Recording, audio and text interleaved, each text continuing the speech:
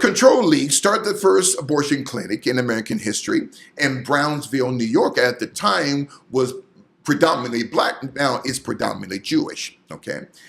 And then 16-some years later, and I believe in 1929, on the corner of 125th and Lenox, a second abortion clinic in Harlem this time was built by the American Birth Control League, which became Planned Parenthood, where that money, again, came from John D. Rockefeller through his friend, okay, Julius Rosenwald, okay, who created the 5,000 Rosenwald schools in the South, who also was the co-creator of the University of Chicago, Obama, okay, along with J.D. Rockefeller, John D. Rockefeller, and Rockefeller's wife, Laura Spelman, who was a major proponent of black eugenics and black segregation and black depopulation. Laura Spelman created an all-black female college, which is in Atlanta today, called Spelman College, okay?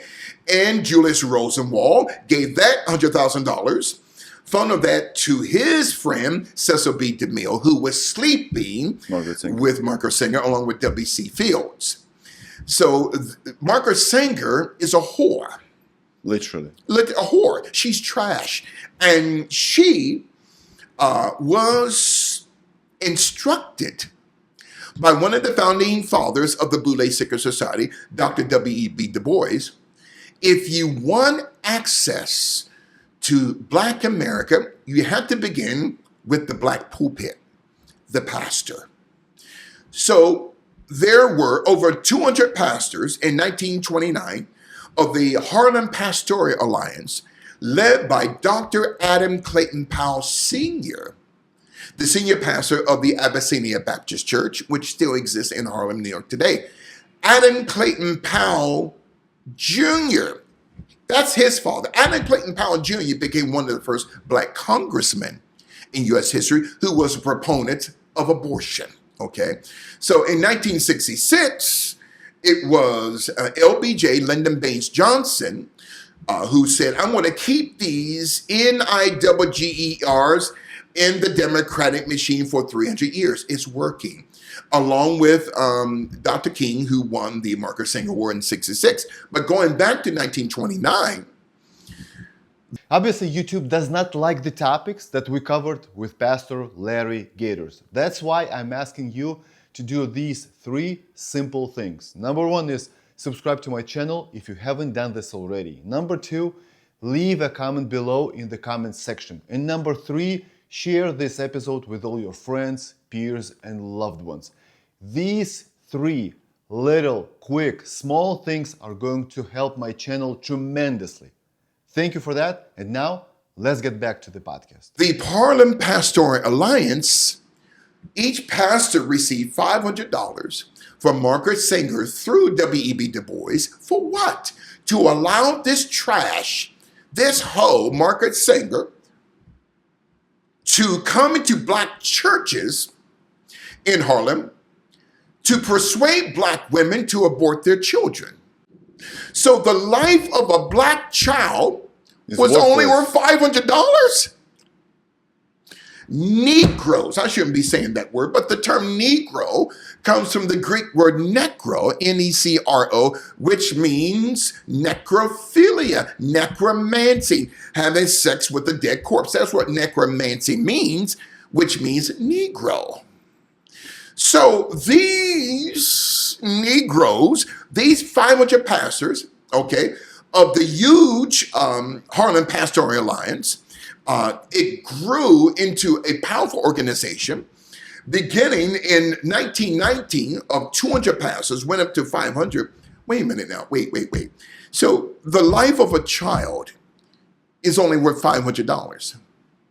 So Margaret Sanger paid off these black ministers in 1929 so that she would be allowed not just to speak in black churches, but be allowed to plant the first clinic in the history of Harlem on the corner of 125th and Lenox, okay, which is now the corner of 125th and Malcolm X Boulevard.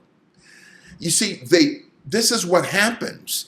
And I don't know if you've heard of the 1939 Negro Project.